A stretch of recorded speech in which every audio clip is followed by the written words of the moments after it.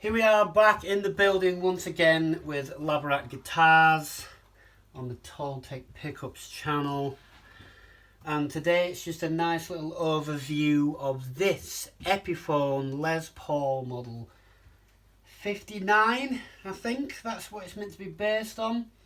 Nice lemon drop top, you would call it, possibly. Bit of flame maple. That'll be a veneer. It won't be a big cap of maple, it'll be a veneer over the top of this quote-unquote mahogany body and neck. Limited edition, nice metal limited edition backplate for the switch cover there. It's quite hefty and nice bit of material. Wilkinson Deluxe stamped tulip vintage tuners. But we know they're probably just imported all the way from Asia, and Wilkinson have just stuck their name on. They'll most likely be the same that you would get of the no-namers for cheap there. Trapezoid inlays, which are quite nice pearl effect. Gibson bassbooker humbuckers. They're not stamped Gibson underneath the bass plates. I've had these out, I've looked, but they are showing signs of that, and that's what the spec says. And we've got the stamped ABR style Epiphone nickel bridge and stop tail, and they've got like a little recess in these, and on the stop tail's got the circlip like little things that hook into there so they lock in. I'm sure there's a marketing name for them. So that kind of locks in nice, and it's not going to fall off when you take your strings off. I've obviously removed this, add the strings on. Plastic nut, I don't think it's Korean, plastic nut. This came to me for some issues. He had bought this, let's say, shop soiled, or shop second, because of the big split in the headstock and the neck running all the way down to here. In fact, that's a good 2.5 inch plus pause split there, and then all through here this were flapping about like a hobo shoe. But luckily your man here is on the case. We have glued that up nice and secure now with a tight bond aliphatic resin, or a wood glue you might call it, but the yellow glue. We didn't use an epoxy because I think epoxy is a little bit too messy and awkward to work with, and the flash time, let's say, the cleanup is horrible, and this glue is way more, not way more, but it's more than adequate for this kind of repair that we're doing. I build guitars with it, for God's sake. So, and we've got neck tension pulling this way, haven't we? So we're not pulling, resisting against the glue, we're going with it. What the customer, the client, let's be professional, had been attempting to do is remove and smooth this finish off. That's why it's all patchy like this. What it wants me to do is to sand this completely back to the raw wood, and then we're going to give it a nice few coats of true oil. I'm going to give that neck a true oil finish for a little bit more of a smoother finish for him, less sticky.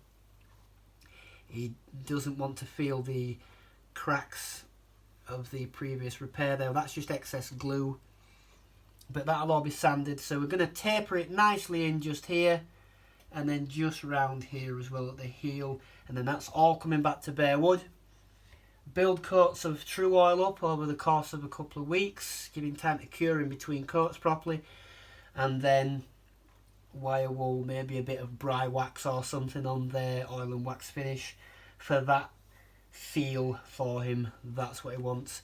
These tuners leave a lot to be desired. The screw holes, a lot of the screws are not binding and tightening properly there, and that won't tighten any further. So I'm going to remove probably, if not all of these, re-plug the holes, and then re-screw for a firmer fixing of those. I can see they're a bit all over at shop anyway, so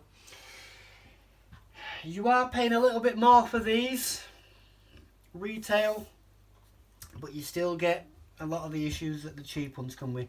The frets, we're going to do the fret work because these are garbage, as you would expect. Nothing, there's no aftercare or no real fine-tuning down into the fretwork.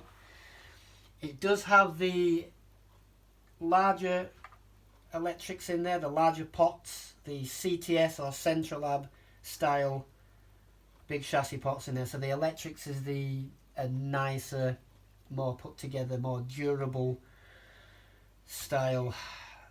They will last a lot longer than not the small Alpha style pots.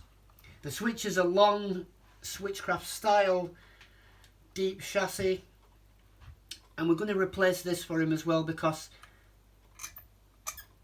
it's bindy, it's squeaky, you can hear it. It's a little, this will be an import one, it won't be a Switchcraft one. So we're going to replace that for him with a proper deep chassis Switchcraft one. We've got one with a nice chrome tip actually, which when I showed him that is like, I like that. We're not going to swap the tips out, we're going to keep it like that. And then we're going to give it the final setup and everything there. He's also not a fan of this neck humbucker, which when I measured this, it's measuring around low to mid 6K, this, which is not what I'd fully expect from a burst bucker, but whatever. This one's mid 8s, which I would expect, but he's not happy with it. It's a little mushy for him and a little quote unquote muddy, let's say. So obviously where it is the rhythm pickup, right? Where it is across the string length and vibration, it's obviously going to be a lot of a deeper tone here because of where it sits, but it's just a bit too much for him and he's not happy, and he wants to use a neck pickup. So we're either going to build him a custom Toltec humbucker, which you should have in your guitars of course, or what I may do is I may deconstruct this one and then rewind it, maybe change the magnet, have a look, get inside, see what's going on potentially, and maybe rework this one to something that has a little bit more clarity for him and something he's going to be drawn to a lot more and want to use.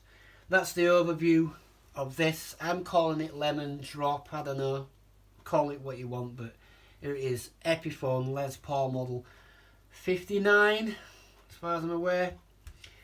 Flame maple veneer over quote unquote mahogany back and neck.